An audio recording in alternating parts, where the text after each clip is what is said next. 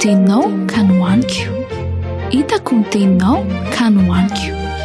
Famerenana ny lesona sekoly sabata ho an'ny lehibe arahinao eto amin'ny Hope Fire Radio miaraka amin'ny imprimerie adventiste.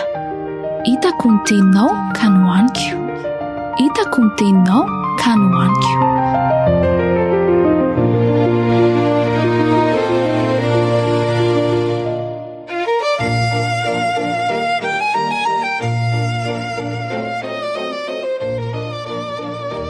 Dia faly manolotra trany ny fiarabana mba hampiraritsoa ho antsika rehetra mpiara-mianatra indray. Ny havanareo Benoît Rakotovao no miaraka aminareo androany mitondra ny famitinana na ny famelabelarana. Efa mambolana maromaro no nahateto anay izay. Indraindray aho manao jeritodika ny efa vita. Indraindray aho mahita madilana kely mila tetenana. Indraindray mahita meloka kely mila ahitsy. Midika izany rehetra izany, fa tsy misy tapitroatra isika eto fa samy mpianatra daholo. Ny tompony hanome antsika mandrakariva ny fahazotoana rehetra, handalina ny teniny sy ny sitrapony mba hitomboantsika hatrany eo amin'ny finoana sy fanarahana azy. Hiara-mivavaka isika.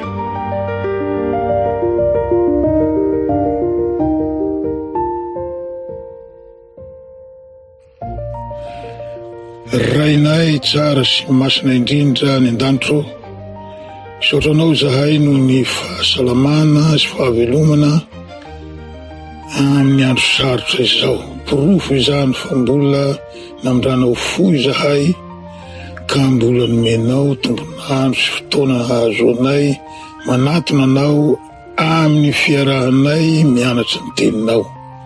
Tohano hery zahay hazoto hianatra, ary omeo fahazavan-tsaina zahay hahay mandray, hahay mitahiry, ary hahay mampihatra ny fahalalana vaovao tovozona eto, sy ireo fahalalana tranainy voatsiahy eto koa izay mety hadinidininay. Ny fanahinao masina ny hitadalana anay mandrakariva, ary sasao madio zahay ho afa-keloka. Tononinay izany vavaka izany amin'ny anaratsoanao Kristy o. Amen.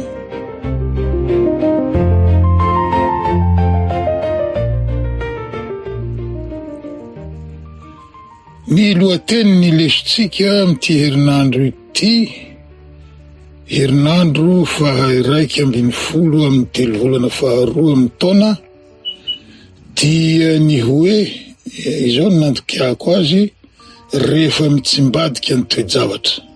Ny tsy anjery dia manome avy hatrany ny lato-peo ny lesontsika sy ny zotra harahany lesontsika izany. Hoy izy hoe, ary tsy izany ihany, fa aoka isika hifaly amin'ny fahoriana aza, satria fantatsika fa ny fahoriana mahatonga faharetana, ary ny faharetana mahatonga fahatsara-panahy voazaha-toetra, ary ny fahatsara-panahy voazaha-toetra mahatonga fanantenana, ary ny fanantenana dia tsy mampahamenatra, satria ny fanahy masina izay nomena antsika no nentiny nampidina ny fitiavan'Andriamanitra ho ao am-poditsika. Romanina 5:1-7 manambara avy hatrany io tsy anjery io, fa tsy ho fiainam-piadanana sy fahasambarana mandrakariva ny fiainan'ny zanak'Andriamanitra.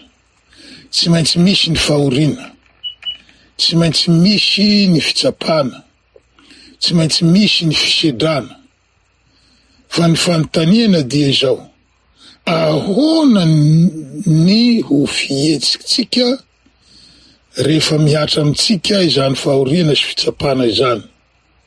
Ny tsy anjeritsika milaza avy hatrany fa eo amin'ny mpino izay matoky ny fitondran'Andriamanitra hatrany dia tokony hitondra faharetana, fahatsara-panahy, fanantenana ary fitiavana an'Andriamanitra ny zava-mahory miatra.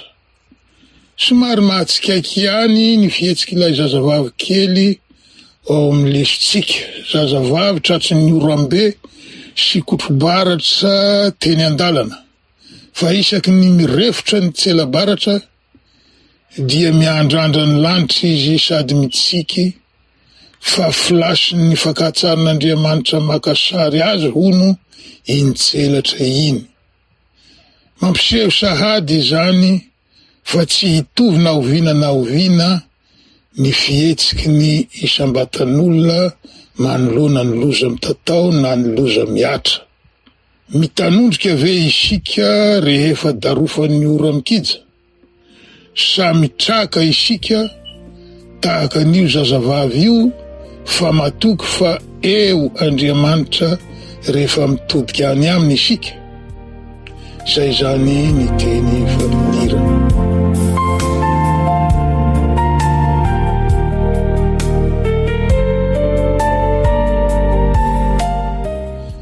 Leson'ny Alahady 7 Jona ny taona 2024. Ny tafiotry ny fiainana. Fantatsika tsara ny fandehan'ny tantara nomenantsika eto. Avy eo anaty lakana Jesosy no nampianatra ny vahoaka vory maro teo amin'ny moron'ny fariny Galilia ny haino azy. Nanarivandro izy nanao izany asa fampianarana izany. Nohon tonga ny hariva vizaka izy. Ndao isika hoy ny ampita hoy izy tamin'ny mpianany. Teo ampovoan'ny rano iny indrindra no tonga ny tafiotra. Tafiditry ny rano ny lakana ny antotany ny onja vavety ka mila ho rendrika. Very hevitra ary nivadi-po ny mpianatra na dia lehilahy zahadraharaha eo amin'ny fanamoriana lakana aza, satria mpanjony matianina izy ireo, ka hany heriny namoha ny Kristy natory tery ambody lakana. Azotsika raisina ho toy ny paraboly historika ny zava-niseho teto. Izany hoe tantara velona mifono lesona na hafatra ara-panahy. Voalohany, ny ranobe dia manambara izao tontolo izao misy atsika ity. Matetika ao amin'ny Baiboly ny ranobe na ranomasina dia manambara vahoaka marobe, nefa tsy vahoaka milamina, fa vahoaka mitabataba, vahoaka mirondrona toy ny ranomasina, ka voafoaka amin'io sary nampiasaina io koa ny tabataba ny fiainana eto an-tany. Faharoa, ny tafio-drivotra eto dia ny tafiotry ny fiainana eto amin'ity tany feno loza isan-karazany ity. Fantatsika fa ny fahotana no fototry izany, satria raha paradisa ny teto dia tsy ho nisy izany tafiotra izany. Fahatelo, ny lakana no lalam-piainana etsika mitety ity ranomasimbe ny fiainana ity, izay tsy mitety mandrakariva ranomasina milamina, fa matetika ranomasina feno onja madinidinika sy onja vavety misamboaravoara. Faefatra, mariho fa i Kristy no manamory ny lakana eto. Ny mpanamory no tsy maintsy ery amin'ny vody lakana mandrakariva. Ny lakana tsy toy ny tomobila ka azo atao traction avant. Traction arrière mandrakariva ny lakana, na lakana moteur izany, na lakana voizina tanana. I Kristy no mivoy ny lakatsika olombelona, na pino isika na tsy pino, indrindra moa raha mino isika. Fahadimy, ny fitarainana nataon'ny mpianatra tamin'ny Kristy izay natory teo am-panamorina ny lakana dia ny fitarainantsika kely finoana tafiditra anatin'ny tafiotry ny fiainana. Matetika isika no manontany tena hoe, ao marina ve Kristy? Ao marina ve Andriamanitra amin'izao zavatra mahazo ahy izao? Hoy Kristy nanome tsiny ny mpianany hoe, nahoana no sarotahotra ianareo, tsy mbola manam-pinoana va ianareo? Ny lesona lehibe tokony ho tsoahantsika eto dia ny fahatokinan'Andriamanitra amin'ny fotoana rehetra, na misy tafiotra na tsy. Ary tsy maintsy hisy io tafiotra io. Jesosy no ilay afaka mampitony ny tafiotra. Zay ny lesona alahady.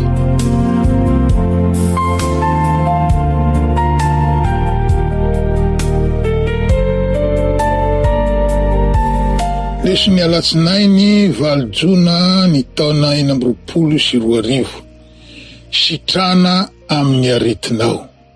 Dia niala avy tao anaty sambo indray Jesosy ka hoany an-tanànan'i Kapernaumy. Vahoaka sesehena no efa niandry azy teo amoron-drano. Toe-javatra roa ny fanosona no nitranga.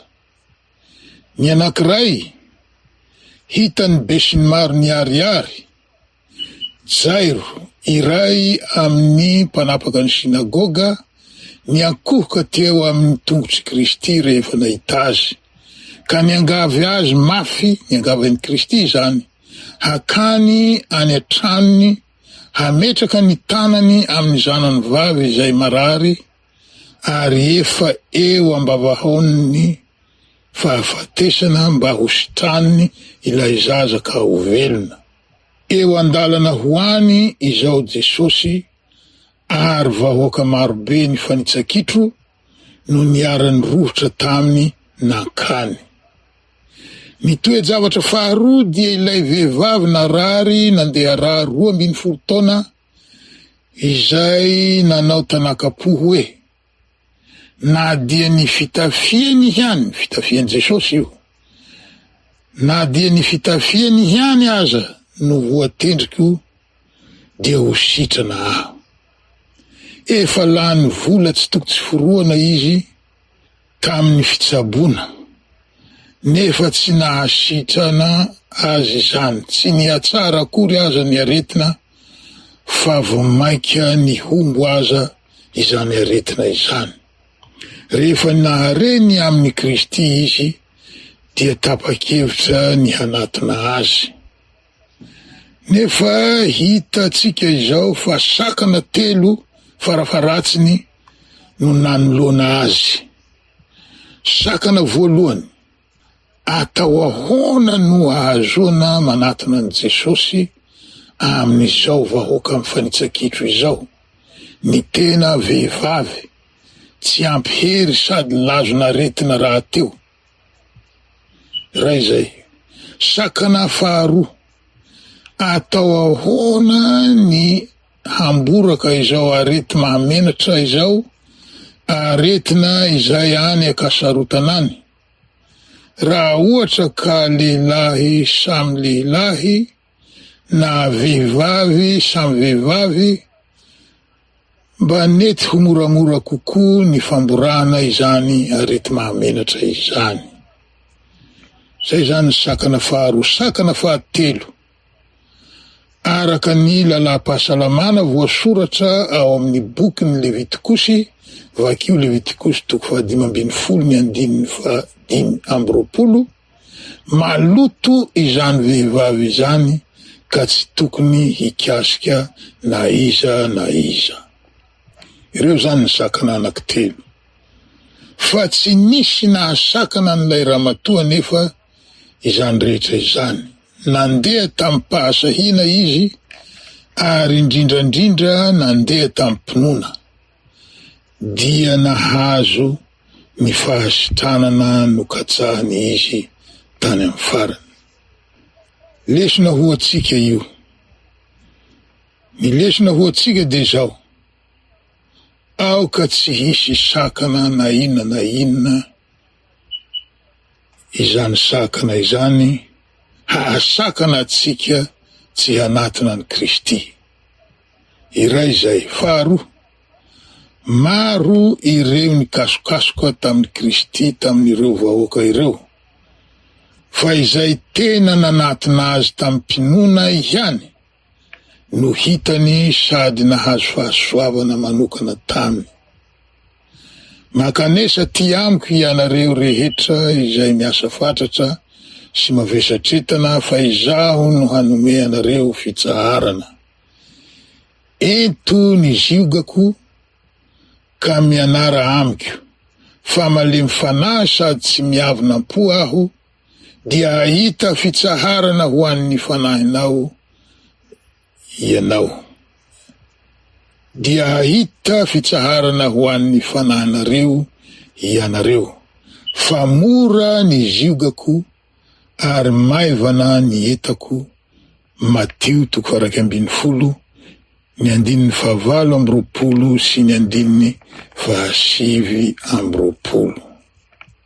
Tsy ilay Kristy mpanasitrana fotsiny ihany no hita teto amin'ity tantara roasosina ity, fa ilay Kristy mpanangana amin'ny maty koa. Raha iny mbola nitsodrano an'ilay ramatoa iny mantsy Jesosy, indro tamy nihiraky Jairo nampilaza fa maty ilay zazavavy zanany izay niantsoany an'i Kristy mba ho sitranina. Hitatsika tany amparany fa natsangany Kristy tamin'ny maty izany zazavavy izany, fahagagana podro lehibe no nataony Kristy tamin'ity takariva ity. Ireo mpaniratsira sy ireo tsy te hino am'izao androtsika izao dia miteny toy izao hoe: ho nino aho raha mahita fahagagana lehibe toy izany? Ny tsy fantatry izy ireo anefa dia fahagagana firy no efa nataony Kristy teo amin'ny fiainany. Tsy fantany fandrika firy no efa nanafahany Kristy ny tongotry izy ireo. Tsy fantany aretina firy no efa nanasitranany Kristy azy ireo, ary tsy fantany fahafatesana firy no efa nanafahany Kristy azy ireo. Dia izay zany ny famitinana ny lesony alatsinainy.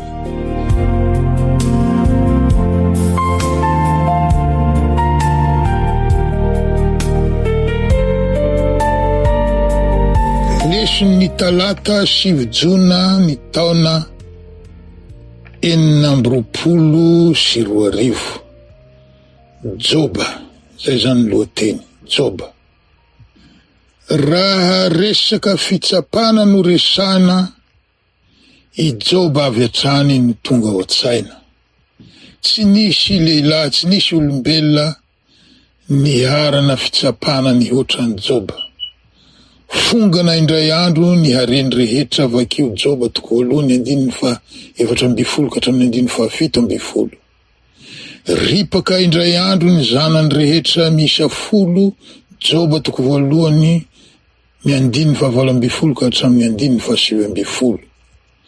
Simba tanteraka ny fahasalamany, Joba 2:7. Ny vadiny aza nandatsa azy ary nanasa azy hanozona an'Andriamanitra, Joba 2:7. Ny namany akaiky 3 lahy izay tonga namangy azy, izay tokony hitondra fampahairezana ho azy, vo mainka nandetika azy tamin'ny filazana fa nanota ianao matoa no velezin'Andriamanitra toy izao. Tsy misy olo mahitsy ka hiaran-doza tahaka anao zao. Zay zany no ambetin'ny teny naverimberin-jareo. Tsy hoe fanaratsiana ny Joba namany anefa no nilazany an'izany, fa izany no ninoany fa marina. Ny olon tsara tsy sazian'Andriamanitra, ny olon-dratsy no sazian'Andriamanitra. Izany tokoa no anjaran'ny ratsy fanahy, ary izany no manjo ny tsy mahalala an'Andriamanitra, Joba 2:8, 120.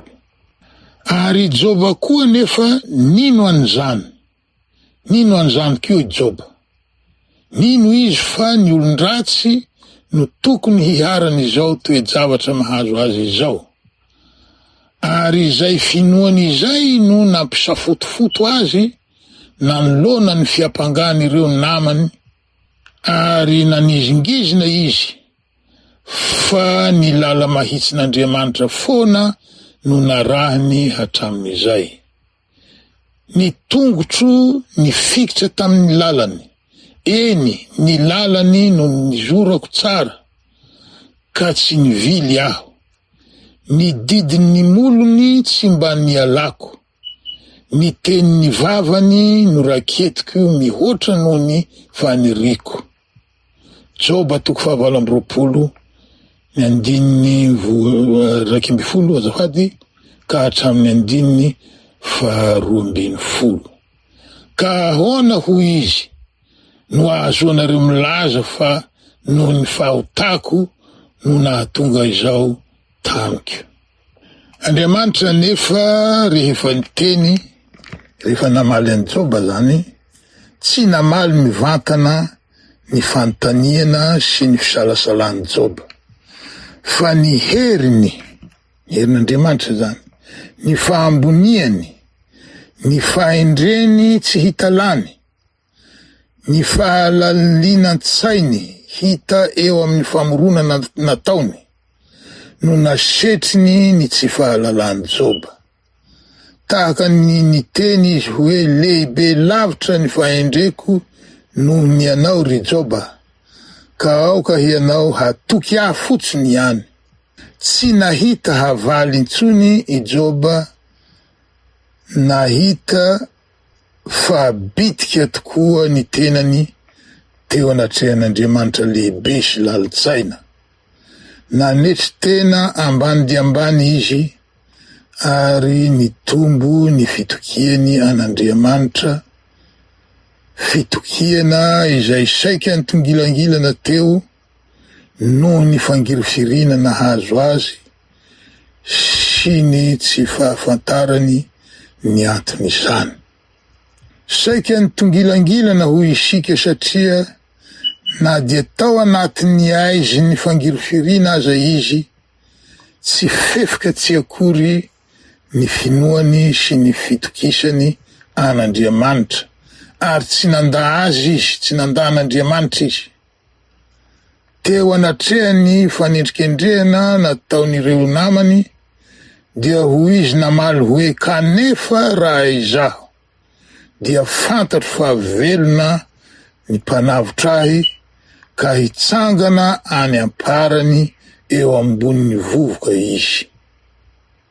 Ary rehefa levona ny hoditro izao simba izao, sady afaka amin'ny nofoko aho, dia hahita an'Andriamanitra. Eny, izaho no hahita azy, ary ny masoko no hijery, fa tsy olo-kafa. Efa matim-paniriana ny saiko ato anatiko. Joba 7:20, 2:15-2:17. Ny tsy fantatry Joba dia ilay ankamantatra malagasy manao hoe izy mivady no miady, ka ny ankizy no voatorotoro. Inona ary zany rakizy? Valiny, ny fanoto sy ny laona. Hitatsika tery amin'ny fanombohan'ny tantara ao amin'ny bokin'ny Joba fa fanamby teo amin'Andriamanitra sy Satana no mitranga, ka i Joba teo ampovoany no torotoro. Na tiatsika na tsy tiatsika, tsy maintsy tafiditra anatin'io fifanandrinana maneran-tany sy lanitra io isika vahoakan'Andriamanitra, dia ilay adin'ny Mikaela sy ny dragona izay nanomboka tany an-danitra ka mbola mitohy etỳ an-tany mandra-pifarany izao tontolo izao. Fa ireo zay rehetra mametraka ny fitokisany tanteraka amin'Andriamanitra dia hivoaka mpandresy. Ohatra velona ho antsika i Joba. Noho ny finoany sy ny fitokisany an'Andriamanitra, dia nivoaka mpandresy izy. Ary Jehova nampody ny fiadanany Joba raha nivavaka ho an'ny sakaizany izy, ka dia nanome azy indroa toraka izay nananany fahiny izy. Joba 2:7-10. Naverin'Andriamanitra roa avy heny ny fananany Joba very rehetra. Amin'izao fotoana izao izy dia manana ondry amanosy 7,000 amby ray alina, raha 7,000 izany teo aloha. Rameva 9,000 raha 3,000 izany teo aloha. Omby 2,000 raha omby 1,000 izany talohany aretina izay nahazo azy. Boriky vavy 1,000 raha 500 izany teo aloha. Niteraka zazalahy 7 sy zazavavy 3 tahaka ny teo aloha koa izy.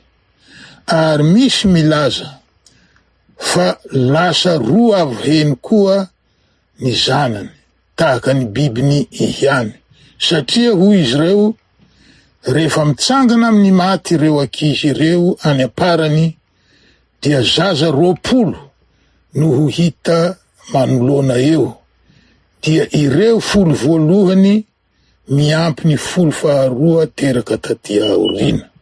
Ary mbola nahazo tombonandro ny ainana 400 taona i Joba taoriany ny fandreseny. Fandresena niezinezina tokoa izany. Zay zany ny lesony talata.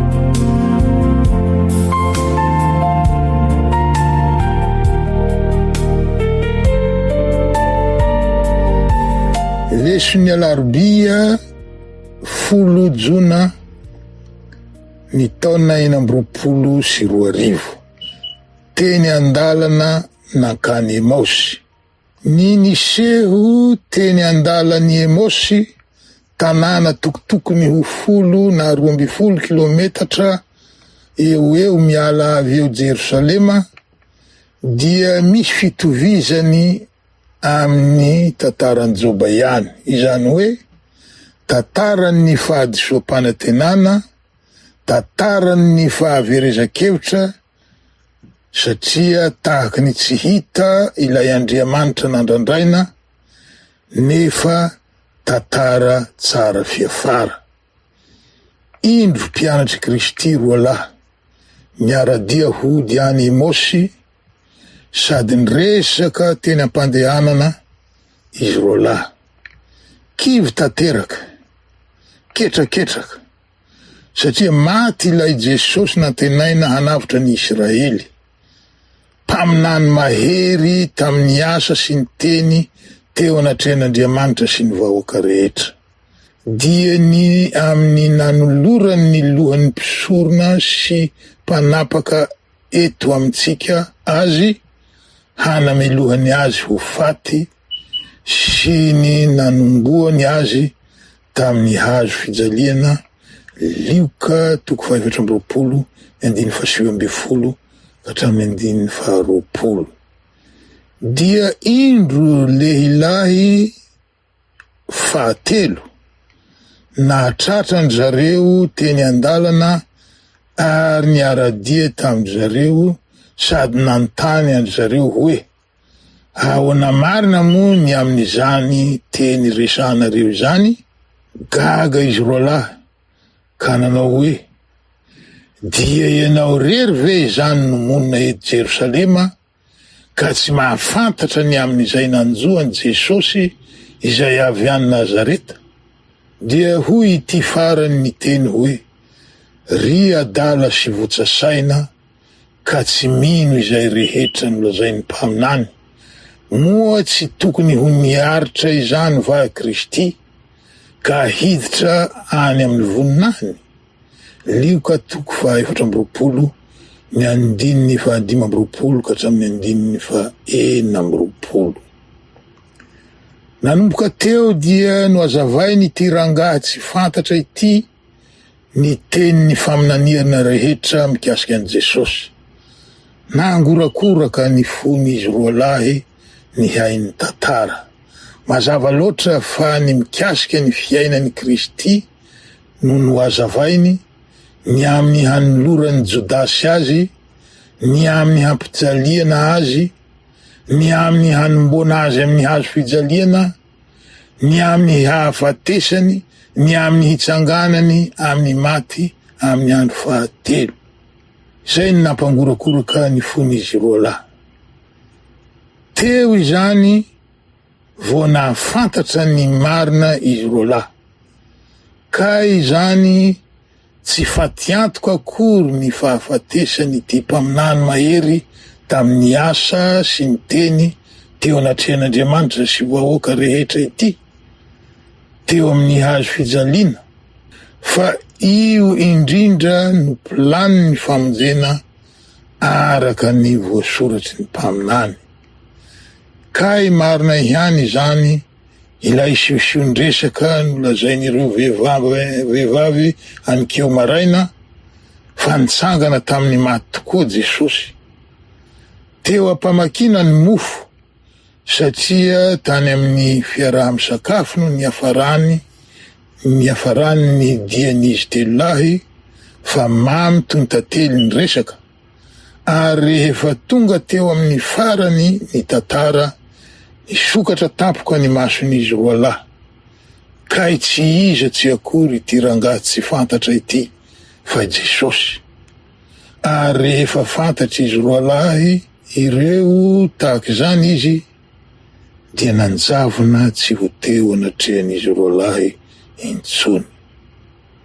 Somebiseby izy roa lahy, dibo-kafaliana ny fony, tsy nahatombotsiraka izy. Efa ho alina ny andro, nefa tapa-kevitra izy hiverina any Jerosalema indray andro tsy ho ihany. Angamba niazakazaka mihitsy izy roa lahy tamin'io fiverenana io, fa dodina ny hizara ny vaovao mahafaly amin'ireo mpianatra namany. Tantaran'ny fahakiviana ny ova ho fifaliana ny lalany Emosy. Tantaran'ny fahaverezan-kevitra ny ova ho fanantenana lehibe. Zay zany leson'ny Alarobia.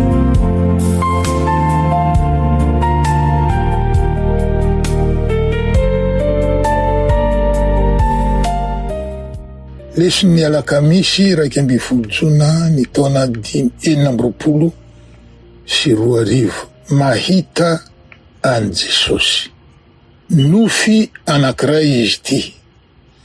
Vehivavy iray no mitantara ny nofy. Toy izao ny vakiny. Indro aho nipetraka teo mitantakolaka, voageja ny fahakiviana lalina indrindra, ary mieritreritra hoe, raha mba teto an-tany Jesosy, dia ho nandeha tany aminy aho, ho miantoraka teo atongony aho, ary ho milaza taminy ny alaheloko rehetra. Tsy hanosy bohi-tanana ahy izy, hamindra fo amiko izy, ho tia azy aho, ary hanompo azy mandrakizay. Tamin'io fotoana io indrindra, nisokatra ny varavarana, ary nisy vehivavy iray tsara tarehy eo aok'izany niditra. Nijery ahy tampangorana izy ary nanao hoe, te ahitan Jesosy va ianao? Eto izy, afaka mahita azy ianao raha sitrakao izany. Raiso izay rehetra nananao ary manaraha ahy. Nitondra hafaliana tsy hita lany tamiko ireo teny ireo, ary nangonikio tampifaliana izay kely nananako, ka iny aho lasa nanaraka ilay mpitaridalana ahy. Nitarika ahy niakatra tohatra iray mideza sy toa mitongilangilana be ihany izy. Rehefa nanomboka niakatra aho, dia nampitandrinahy izy mba hampifantoka ny fijeriko ery ambony, sao fanina aho ka hianjera. Izany mantsy no nitranga tamin'ny maro izay efa nandeha teo alohako, talohany nahatongavan'izy ireo teo atampony tohatra. Rehefa avy nandingana ny zanatohatra farany izahay, dia tonga teo anoloan'ny varavarana iray.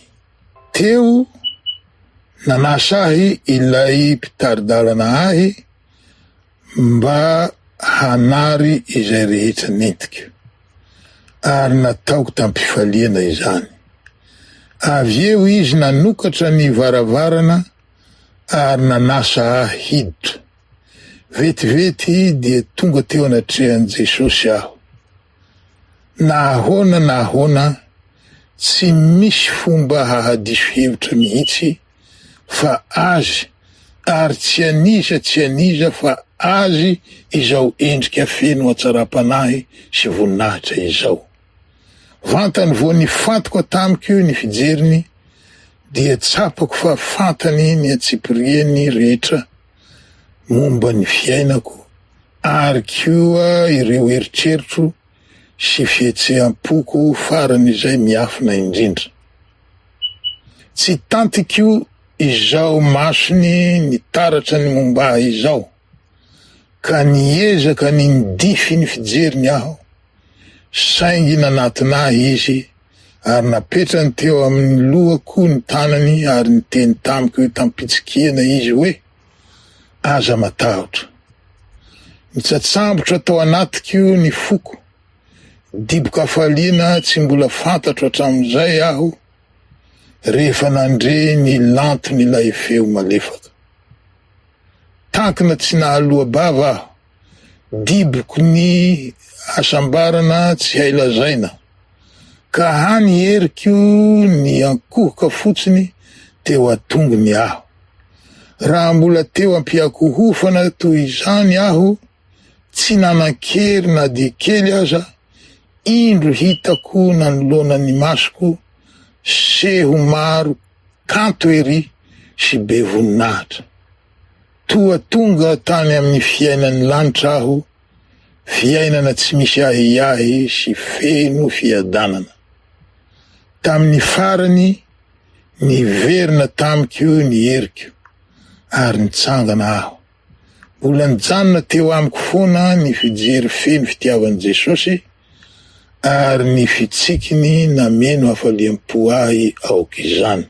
Sady nanetsika fanajana masina tato amiko ny fanatrehany, no nampisy fitiavana tsy hailazaina tao amiko koa. Izany nofy izany dia namerina ny fanantenako sy ny finoko, ary nanomboka azoko ny mahatsara sy ny mahatsotra ny fitokisana an'Andriamanitra. Zay zany le tantara. Ny mpitantara ny nofy dia tsy iza fa Ellen G. White, Early Writings, pejy 720 ka hatramin'ny pejy 220.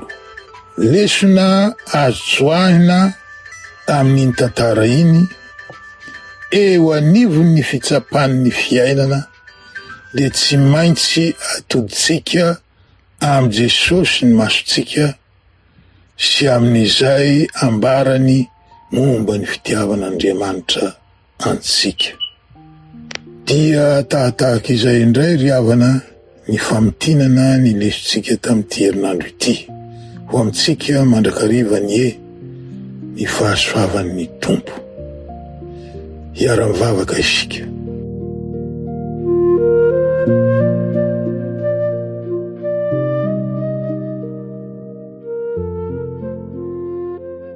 Rainay tsara sy masina indrindra ny an-danitro, Misaotranao zahay no nitoky omenao anay, fa na inona tafiotra andalovanay vahoakanao, tsy mandao anay ianao. Ampio izahay hatoky anao mandrakariva, na amin'ny mora na amin'ny sarotra, fa indrindra ny amin'ny sarotra. Avelao mandrakariva ny fahotanay, ny fanahinao masina ny hibidika mandrakariva ao am-ponay, ampatsiahy anay mandrakariva ny lalana tokony harahanay. Tsy hampatsiahy anay fotsiny Tompo, fa hanampy anay koa hampilefitra ny sitraponay izay anisan'ny zavatra sarotra aminay mpanota. Misaotra Tompo, fa lehibe tokoa ny fitiavanao. Amin'ny anaratsoanao Kristy no angatanay izany vavaka izany. Amen.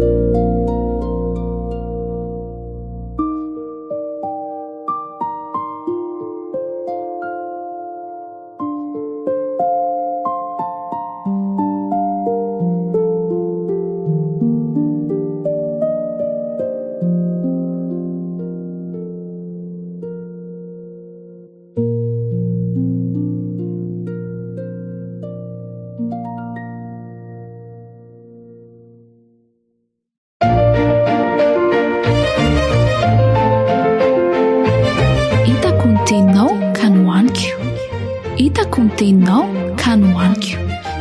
Famerenana ny lesona sekoly sabata ho an'ny lehibe arahinao eto amin'ny Hope Fire Radio miaraka amin'ny imprimerie adventiste. Hitako ny teninao ka nohaniko.